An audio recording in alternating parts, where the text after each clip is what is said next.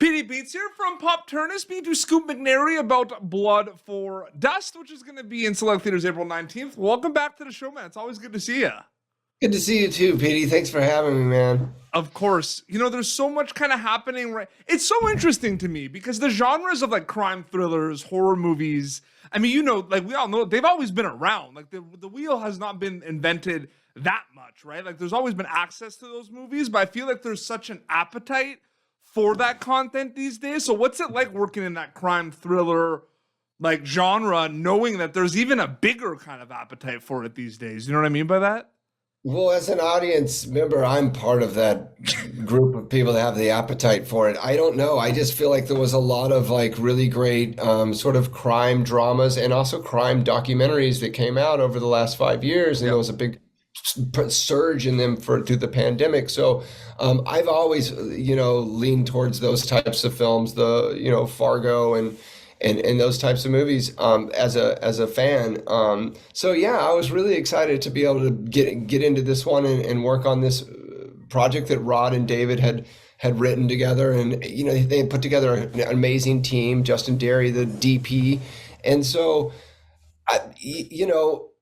what I liked about this one that I felt like that we were trying to is the tone, and that Rod was very specific about trying to slow down the pace of it and really, really let it be a slow burn to this, crescendo to this moment or climax to this moment.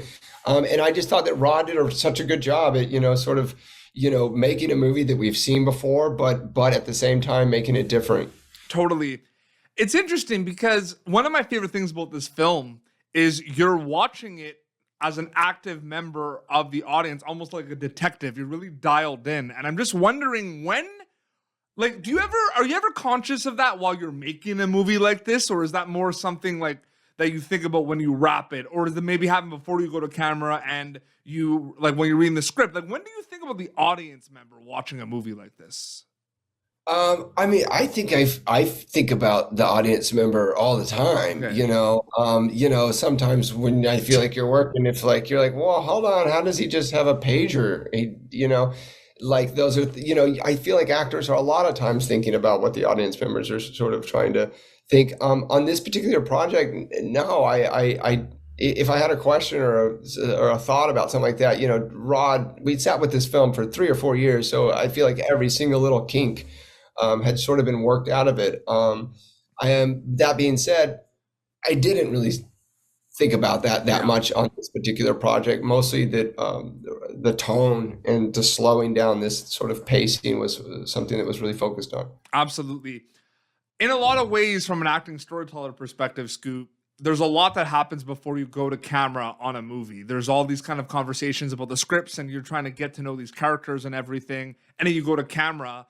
And in a lot of ways, there's that like before and after filming kind of storyteller acting journey, so to speak. Does it feel like two separate journeys, or does it feel like kind of one big storytelling journey with many steps of the one goal of getting a movie made, basically? I mean, I don't know. That's a really good thought or a really good question. I'm sure that it, in the midst of us, those 3 years of, there was some rewrites. They were minor though. There was minor changes in it. So I really feel like the what we shot is pretty close to the original of what they first, one of their earlier drafts. Mm-hmm. Having finished the movie, a lot of the times you're not a part of a lot of the scenes. So, and also the film can be cut a completely different way than the script. So, a lot of times I am watching the movie with sort of fresh eyes. I mean, I know little bits and pieces of it in the story, but, and sometimes you'll go and have an experience on set and go see the movie and it's a completely different film. 100%. So. And it's like, what do they say? It's like the movie you write, the movie you shoot, and the movie you edit, right? It's like 3 separate things. Totally. And then also the fourth one, the movie you think you're making. The creative in me thinks that's, absolutely. It's crazy to think about it in that regard. Different kind of worlds. A little bit different, like similar subject matter. You look at Blood for Dust, but you also look at, Narcos Mexico. How separate are those projects specifically? Because they have the crime thriller, the drug component of it, different characters, different time eras as well. But like, do you ever bring things from worlds like that to current, like similar worlds, or are they all separate for you? I feel like the characters were incredibly separate. So I think Yeah. that I'll just start with that is that, Walt Breslin was somebody who was looking for trouble and looking for, a way to justify his emotions or his guilt or whatnot. Whereas I felt like Cliff was more of an everyday man that is, put himself into a situation based on desperate times. Yeah.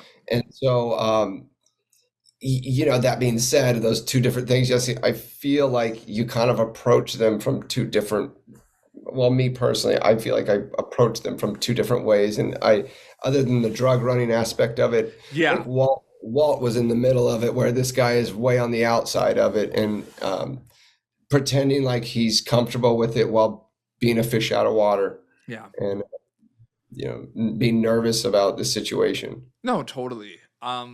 So I told you before we started this interview, I'm a big horror movie guy, and it was really exciting because the trailer for Speak No Evil just dropped and everything, and obviously we can't say a lot about that, but it's awesome. The original is my favorite horror movie of all time. How cool is it to work, like, kind of similar question with the crime thriller? Horror movies are just kind of the talk of the town these days. Is it exciting knowing that you're going to be in a film that everyone is going to kind of talk about come the fall? It's a pretty cool feeling.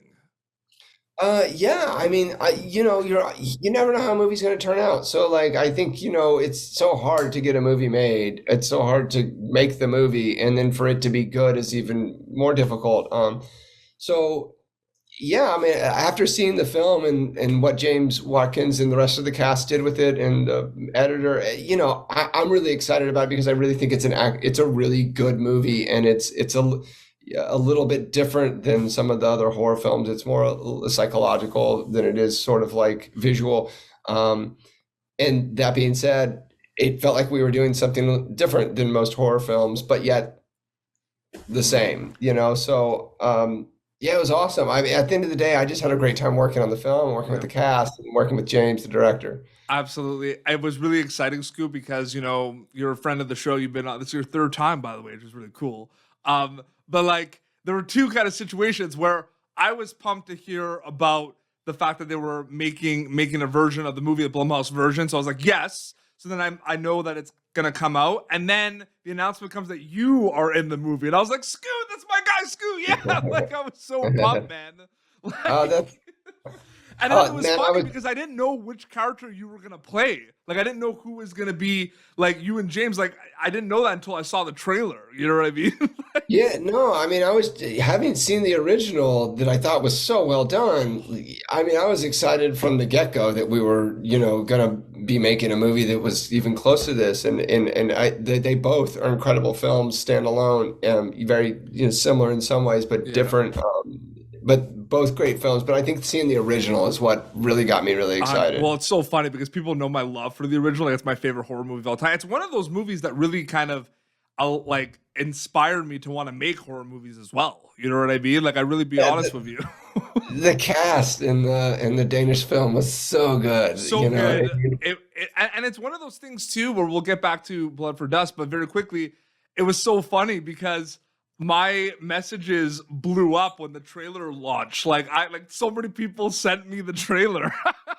And I saw it already, but like everyone was like, because they know I'm a big fan of the movie. Which is so good. No, but I can't wait for that. And that's gonna be amazing. There's always gonna be learning experiences on set, Scoot, whether you've been on a set one time or thousands of times. Indie filmmaking is so fun because it's fun, but it's also, I said that and there was a pause. It's fun, but sometimes it can be stressful, right? Like on the clock and everything, you know what I mean? What were some learning experiences for you as an actor, storyteller on a movie like this specifically, on Blood for Dust, that you can share with me? That's a really damn good question. I definitely feel like that's why you come back on the show. I feel like I learn so much on every job just because partly every job is so different. Yeah. And the people. And the people are different. The place is different. Things sort of trickle down from the top. And so I don't, what I learned on Blood for Dust, I know I learned a lot. And I learned a lot what I did learn? I learned about, Rod hammering on film language, and why a specific language needs to be continuous throughout. And, it's something that I really knew about, but the specificity in which Rod was talking about it and, why don't we do this? He's like, that's a good idea, but that's not the film language that I'm sticking with. And so to see what he did and that burn or that slow pace, I just thought that he really hammered that and was really specific about that. And if anything I learned on that, it's to be that bold, to just go slow and take your time and go slow.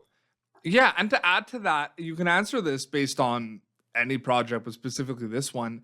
What is that like for you, reading a script and then seeing it? Because at some point it's coming to life, right? With your performances, and it's going to be in Video Village while you're kind of doing takes and everything. What is that like, seeing that transformation and seeing that come to life from like script to screen? Because I think that's one of the most special, coolest things about this whole thing, in my opinion. I don't know. I'll just be honest. I don't know. But I feel like the editor is such a big piece. It's the final thing, that the process that it goes through before it gets locked. And I just feel like, a really great editor can really, really make a movie that's, lacking a little bit, be better, and also, can go the opposite as well. And so, I don't know if that answers your question. Absolutely. I was saying it more too from like, from my perspective being a creative, it's a weird, cool, surreal feeling to kind of, because every movie starts with an idea, right? It starts before the script. It's like an idea. It's a character, right? And then you put it down on paper, and then it's like, months later, and it's like, boom, like a playback on Video Village. Like, it's a crazy feeling to think about, right? Yeah, I mean, I feel like I don't know, it's such a cluster when you're there and you're constantly problem solving and trying to figure out things that work or trying to make things work, that I like that. It's not chaos, but I like that problem solving thing. So I mean, that's, I don't know if that answers your question. It does, absolutely. Hey, when I was 17, 18, I was a concert promoter. So you learn a lot. That's literally all troubleshooting. It's like now like on movie sets, like the same thing. Yeah, and that's like the difference between sort of independent filmmaking and like films with like a much larger budget. But independent filmmaking, you have to work together to sort of figure out how to accomplish or get through the day. That said, Rod we had time, and so he was so prepared for this project that it wasn't as chaotic. It was a lot more hanging out, chatting, having fun. Just hanging out with everybody. Rod has such a good group of people that he's been working with, all 5 department heads, and so it was all of us coming into a very tight-knit group. Of course, and Blood for Dust is going to be in select theaters April 19th. They could check it out. As always, Scoot, it was an honor and privilege to speak with you, man. Thank you so much for your time again. Yeah, no, absolutely, Petey. Thank you again for having me on the show, man. I hope to see you soon. Yeah, absolutely. This has been Popternative. YouTube.com/Popternative for previous episodes. Until next time, it's Scoot McNairy and Petey Beats signing off. Thank you for tuning in to Popternative. Make sure to check out our past episodes of Popternative on YouTube. This has been an Autograph Communications production.